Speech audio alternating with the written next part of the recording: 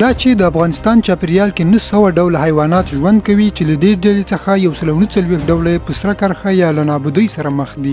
د حیواناتو له دې جملې څخه یو مشهور او زړه راښکونکی حیوان چې په ټوله نړۍ کې د افغانستان په شمول یوازې په 11 نورو هیوادونو کې موندل کیږي هغه د واورې پړانګان دي. د واورې دا پړانګان چې نسل یې د غرونو د سپوږمۍ په نوم پیژندل کیږي د ښکلا او د پام وړ حیرانونکي پړانګان دي. په دې نایابه پړانګانو کې جنسي پیژندنه له ورایه معلومیږي. نارینه په ساده ډول د خپل ښځینه همکارانو په پرتله لوی وي. دا پړانګان د بدخشان، واخان، پامیر او هندوکش د لوړڅوکو غرونو او درو اصلي استوګن بلل کیږي.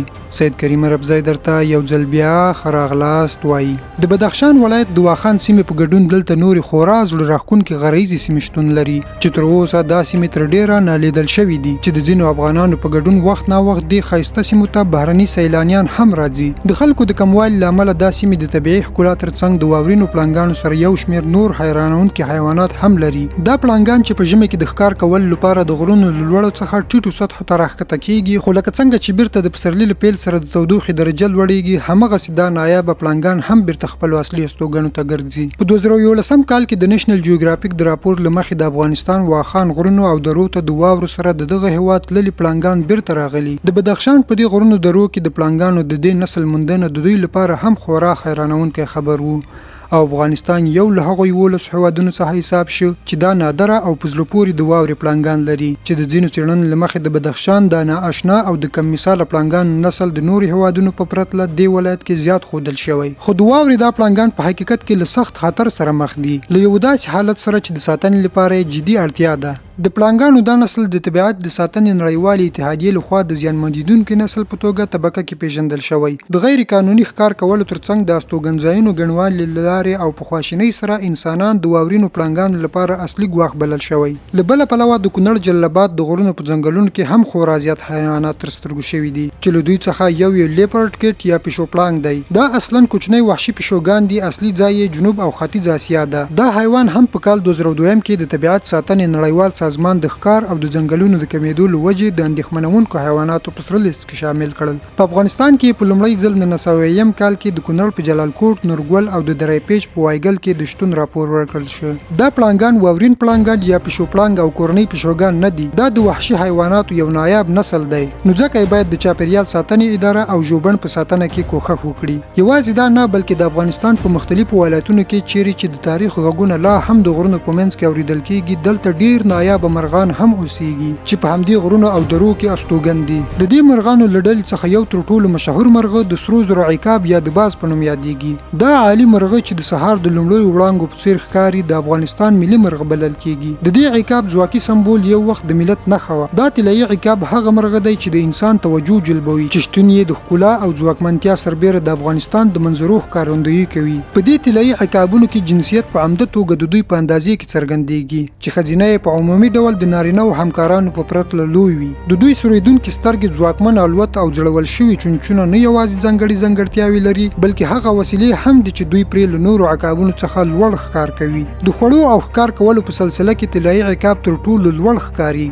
او واکمن عقاب بلل کیږي. د قوي ښکار په توګه دوی مختلف ډوله ښکار تغذیه کولی شي په شمول د لیوانو، مرغانو او حتی لویو څارویو پورې. طلایي عقاب د ژورو بدلونونو په موده کې د افغانستان د ملي مرغه په حیثیت وپېژندل شو. په 1988 میلادي کال کې عقاب د ملي نښانو په یو لړ سمبولونو کې ځای پر ځای کړل شو.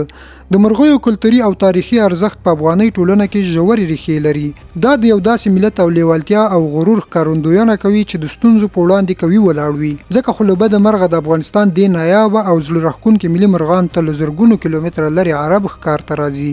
راپورونه وایي د قطر د شاهي کورنۍ غړي او د دوی د سوداګرو ډلې څو ځلې د نایابه مرغانو په ښکار پسې د هلمند په ګډون د افغانستان مختلفو ولایتونو ته راځي. په داسې حال کې چې په عموم کې د افغانستان حکومت په ښکار کولو د بندیز پریکړه هم کړې وه، خو د عربو د ښکار دا مسلکي ډلې له کلونو راهیسې د افغانستان دا نایابه شتمني له افغانستانه په بېساري کچه خپلو وطنونو ته وړي. د دې حیواناتو د کمښت یو لوی سبب بېرحمه ښکاریان ګڼل کېږي. تر دې وروسته جګړه، اقلیمي بدلونونه، د حیواناتو ساتنې ته نه پاملرنه او دا ټول لاملونه په افغانستان کې د مختلفو حیواناتو د کمښت سبب شوي. د پامیر او واخان حصي په واخان کې د واورې پړانګان او دغه راز په کاپیسا ولایت کې یو ډول مرغان هغه حیوانات دي چې د نابودۍ په حال کې دي. همداراز چارواکو ویلي دي چې ځینې حیوانات حیوانات او مرغان ښکاریانو نیولي دي چې له هیواد د باندې هم په بېساري ډول قاچاق کیږي. خو د حیواناتو د ښکار په برخه کې د قانون نشتون د دې سبب شوی چې هر څوک په خپل سر ښکار وکړي او دغه مسله د ډیرو حیواناتو د نسل د نابودۍ سبب ګرځیدلی. دا چې حیوانات له مختلفو لارو د انسانانو ژوند ته هوساینه او وده ورکوي. د یوې څېړنې مطابق له دوی پرته به کوم اکسیجن چې موږ یې تنفس کوو، کوم خواړه او اوبه چې موږ یې د ژوند کولو لپاره په ورځني ډول کاروو او د نړۍ اقتصاد ترڅنګ به د انساني ژوند خوښۍ پای ومومي.